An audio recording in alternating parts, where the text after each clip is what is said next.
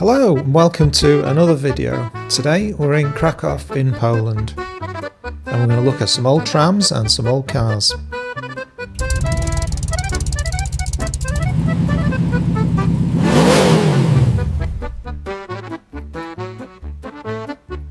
So at the Museum of Engineering and Technology, which is about 15 minutes from the centre of town, and if you're ever in there in Krakow, it's worth a visit. Let's start with the trams. Right, a bit of a personal favourite of mine. I remember these from my childhood, and it's really strange because I haven't been to Poland since 1982. That was a very long time ago, and I love these trams. They're a kind of 1930s, 40s design, and you can go inside some of them, but not all of them. However, because I've got an Insta 360 camera on a very long stick, I could poke it in there and whiz it around and pretend that I'm actually inside, just so you guys can see what it's like inside these old trams. The ones I remember are like this one's in the red and the cream. The blue colour is for Krakow. Other towns have different colours. And it's really strange because I'm going on to this one now. When it's the one that you can go in and sit down and everything. And as soon as I went in it was like I was 5, 6, 7, 8 years old again. The smell, walking on the wooden floor, the leather seats, it all just brought back so many happy memories. There's something about old trams. You get on the new ones, they're all very efficient and quiet and all the rest of it, but they have absolutely no personality whatsoever. It's all plastic. Not these. What I didn't realise, the early ones were actually imported from Germany, I think from manufacturing Berlin, and then later on they started to manufacture their own trams in Poland. I'm not a tram buff as such, I don't know that much about them other than I do like them. And I like going on them. And that one there is the one exactly that I remember, with the wooden seats. They were really uncomfortable, wooden slatted floor, although I think that's a very early one. But they were just the same. I mean, you were basically on a cart, short of having an electric horse, really. You could feel everything from the wheels going through the rails. It was really uncomfortable but full of personality. The later ones, I think that's just like a shunter, the green one. But the one next to it, this one, I think it was a later one. Yeah, more comfortable, quieter, a bit slightly more refined, if you can use the word refined when it comes to a tram. But just no personality whatsoever. But anyway, I love the old ones.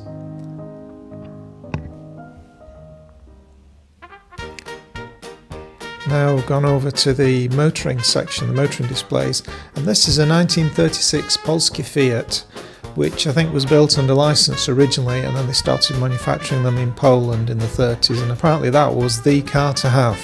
Looks very Austin 7-like, doesn't it? And the Poles, like they've done in recent years, they take a design and they improve it, made it stronger, to last the get around the roads in Poland. These are microcars, little micros are such a cute little things. I think my Fiat 500 is bigger than those, and that's saying something. And this part of the museum was the place I particularly wanted to go, because I'll tell you in a minute when I see the car I want to see. But it's well worth visiting. There's lots of interesting artifacts there, even if you don't know anything about Polish transportation or any other things. It's not just cars and trams, it's engineering and all sorts of different displays. I didn't really have a lot of time in Krakow, so I just focused on the things I wanted to see, the trams and these old cars that I loved so much as a child. And the motorbikes, any colour you want as long as it's red and white.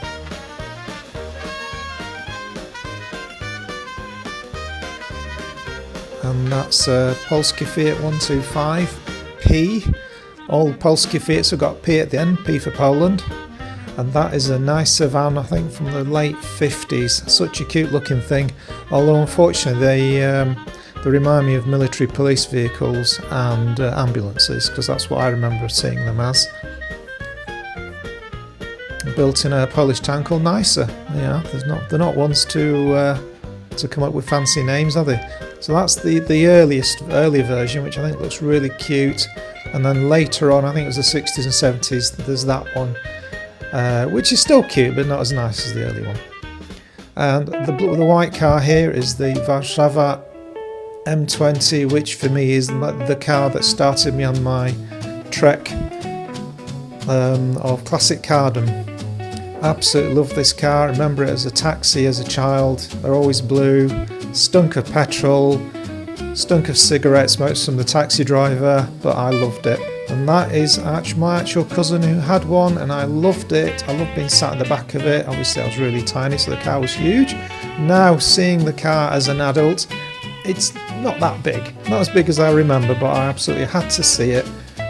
I haven't seen this car since 1978. There you go, show my age.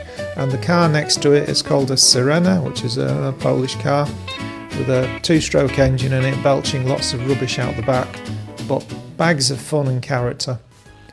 And now we go more towards the 1970s. I don't know what that red 3-wheeler thing is there, but anyway, that's a Fiat 126P, of course, which was based on Italian Fiat, and that's me with my Fiat 500, which I think subconsciously I bought because of the 126. Although I didn't actually like the 126, that was a bit uncomfortable and a bit plasticky, but I like the classic Fiat.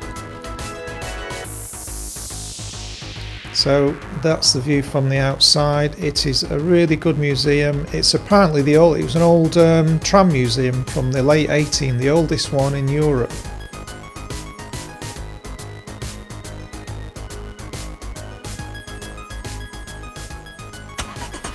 Hope you enjoyed watching the video. See you soon.